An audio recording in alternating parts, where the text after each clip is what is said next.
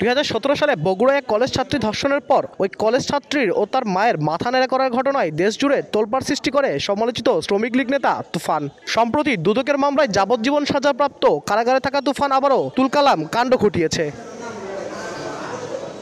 সোমবার একটি মামলায় হাজিরা দিতে আদালতে নেওয়া হয় তুফান সরকারকে। হাজিরা শেষে পুলিশ তাকে আদালতের পুরুষ হাজতখানায় না রেখে নারী কাস্টডিতে রেখে দেয়। ওই সময় নারী হাজতখানায় তুফান সরকারের স্ত্রী, তার শাশুড়ি, তার শালিকা আশা ও কোর্টের এক আইনজীবীর সহকারী ছিলেন।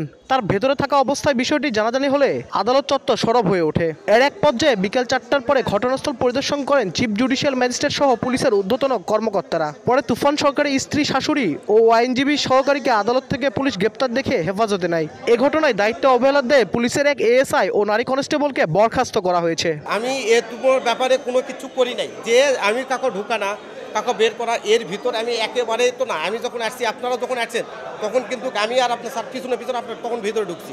পুলিশের ঊর্ধ্বতন কর্মকর্তা দায় স্বীকার করে জড়িতদের বিরুদ্ধে তদন্ত করে ব্যবস্থা নেওয়ার কথা জানান।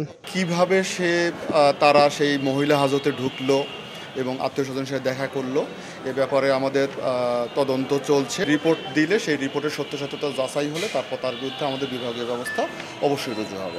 আওয়ামী লীগ সরকার পতনের পর জুলাই আগস্ট অভ্যুত্থানের ঘটনায় হত্যাসহ অন্তত 1 ডজন মামলা হয়েছে শ্রমিক লীগ নেতা তুফান সরকারের বিরুদ্ধে।